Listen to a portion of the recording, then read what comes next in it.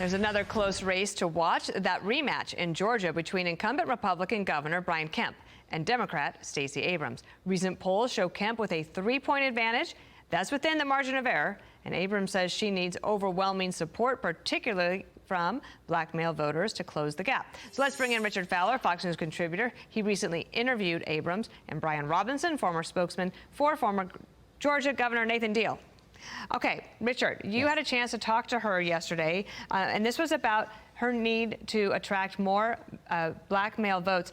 Just first of all, the Fox News survey on Abrams, black voters supporting Stacey Abrams in 2018 was 94%. Now it's 78%. She told you this: "We need a candidate for governor in Georgia who is intentional about saying that black men count, and that we need their engagement in order to win an election.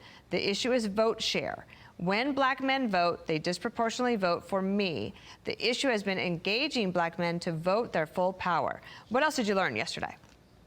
Listen, it was a very wide-ranging interview. And listen, I think the minority leader acknowledges that she's behind the polls. She points to incumbency as part of the problem, that, you know, Brian Kemp does have incumbency. Also points to the fact that she's not looking at the polls, Dana. She's actually trying to build a new electorate. She acknowledges that there's a long way to go, but she's creating the largest voter outreach campaign ever, and she's really trying to recreate the Biden coalition. And it's worth pointing out that in 2020, her nonprofit, Fair Fight, was part of the building blocks and the cornerstone of the Biden coalition in Georgia. And her plan is to try to rebuild that and to try to make it stronger than ever to hopefully get her over the hump in a potential defense against Brian Kemp in this election. She also pointed to a laundry list of different issues that she plans on attacking the governor on, one of them being that for the past 8 years in the state of Georgia, there's been 14 hospital closures. 6 of them have happened under the tenure of Brian Kemp. But she points that as part of the reason why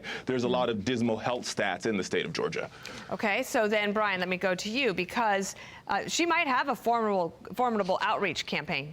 And that is true. But one of the things that Governor Kemp said last week is that a lot of that support is not coming from within Georgia. And if you want to win statewide, you have to win in the state. Yeah, absolutely.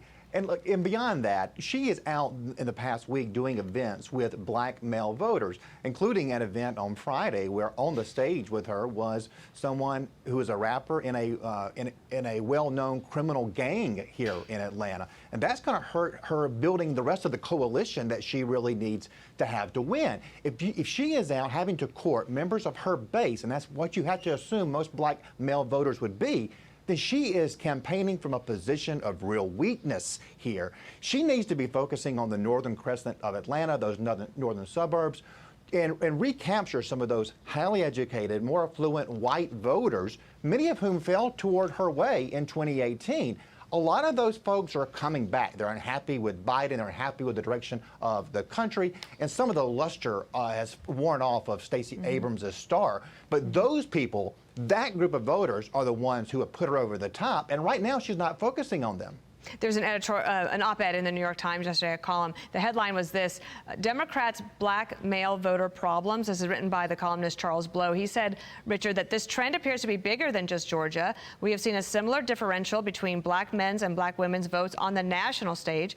It should be noted that black men vote Democratic at a higher rate than other men, but the slippage is concerning for Democrats. If you were to analyze, could you point to a couple of the issues that is the result of these, the slippage in support?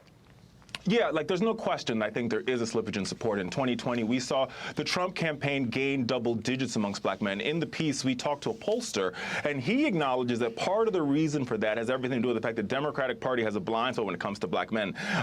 You know, and I think what Stacey Abrams, Minority Leader Stacey Abrams, is trying to do there, as well as that she teams up with Raphael Warnock, the senator from that state, is they're trying to make inroads in this community by talking about the issues that really concern them. A couple of those issues, and she points it out in the article, is one, dealing with access to higher education and technical colleges. 2, access to capital. There's so many African-American men that are trying to start businesses, and she wants to create a $10 million capital campaign to reach those voters. Okay. And I think it's worth pointing out here that in the 2020 runoff race, where we saw the gains for both Raphael Warnock and Senator Jon Ossoff was in Atlanta and the Atlanta suburbs, and that was due to African-American voters, which is why she's spending so much time and so much attention trying to get them back out again. Brian, quickly, if there's slippage for her with black men in Georgia, are Republicans able to win their vote, or are they just not voting at all?